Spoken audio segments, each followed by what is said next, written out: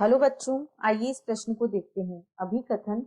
फेफड़े वक्षीय कक्ष में स्थित होते हैं जो संरचनात्मक रूप से एक वायुरोधी कक्ष होता है। तर्क। इस प्रकार की व्यवस्था फुफ्फुसीय आयतन में किसी प्रकार के परिवर्तन को रोकने के लिए आवश्यक है। इस प्रश्न की जो मुख्य अवधारणा है, मुख्य अवधारणा वह है वक्षीय गुहा या थोरेसिक गुहा। हमारे जो फेफड़े होते हैं वे वक्षीय गुहा में पाए जाते हैं। फेफड़े जो हैं वे वक्षीय गुहा में स्थित होते हैं। फेफड़े वक्षीय गुहा में स्थित होते हैं। जो फेफड़े होते हैं वक्ष गुहा में, फेफड़ों की वक्ष गुहा में शारीरिक स्थिति इस प्रकार की होती है।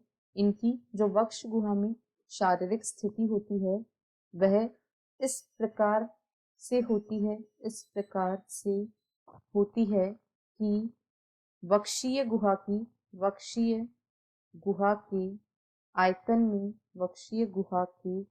आयतन में किया गया कोई भी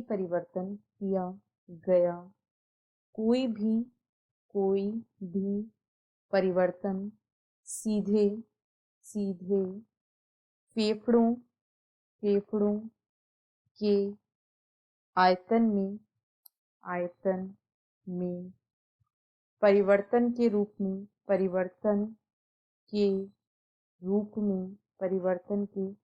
रूप में प्रदर्शित होता है। यानी यदि हमें फेफड़ों के आयतन में कोई भी परिवर्तन करना है तो ऐसा हम वक्षीय गुहा के आयतन में परिवर्तन करके कर सकते हैं। यानी यह किसी भी प्रकार के परिवर्तन को करने के लिए आवश्यक है। अब यदि अभिकथन को देखें तो अभिकथन में कहा गया है फेफड़े वक्षीय गुहा में या वक्षीय कक्ष में स्थित होते हैं जो संरचनात्मक रूप से एक वायुरोधी कक्ष होता है। यह बिल्कुल सही है।